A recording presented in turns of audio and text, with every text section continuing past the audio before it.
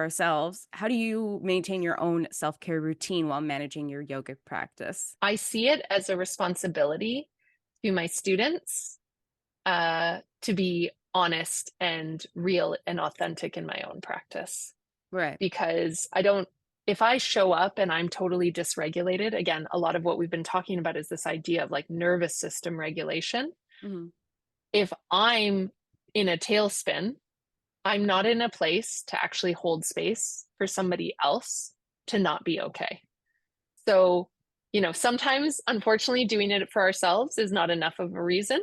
It's like we have to do it for other people. So there's my students I do it for. I also have 2 young children, and there's a big difference in the kind of parent I am when I'm doing my practice every day than when I'm not. Right. And, for teachers working with students too, or parents of kids, it's really vital that you have your own practice, that you do your own work so that you can show up.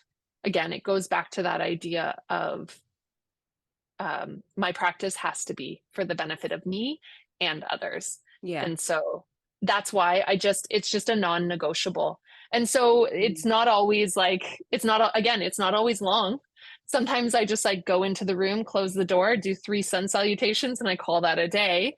I do my evening practice where I get the kinks out of my body. I do that while my kids are falling asleep. I lie on the floor in their room because that's how I'm going to get it done. I could say ideally it would be in my calm yoga space with incense burning and candles lit and ethereal music playing, but then it just wouldn't happen. Your own little space to do yoga in a house with kids? What? You don't have that in this economy? No, shocking. I practice next to their bunk beds. It is actually the only space in our whole home where it makes any sense to do any yoga. And so, but that's the beautiful thing about it is yoga is not somehow this thing that has to happen in isolation and be perfect, which again, I think is part of our misconception of it, because we go to yoga classes and the music is right and the sounds are right and the smells are right and everything's turn nice down the and lighting pretty. and they're like, namaste. No, yoga is your everyday life. My teacher's teacher, Deska, he always said that the best indication of the quality of your yoga practice is the quality of your relationships. And so it's if your yoga practice is not making your relationships better, then it's not serving you. And so for me, learning how to just fit yoga into my day, not don't come in here, kids, I'm doing my yoga practice so I can relax and be a good person. I was doing my practice today and my daughter walks in and I'm like, oh, you need help putting your socks on? And it's yeah. So I put her socks on and then I go back to my practice. Would it be more ideal for me to not be interrupted? Absolutely.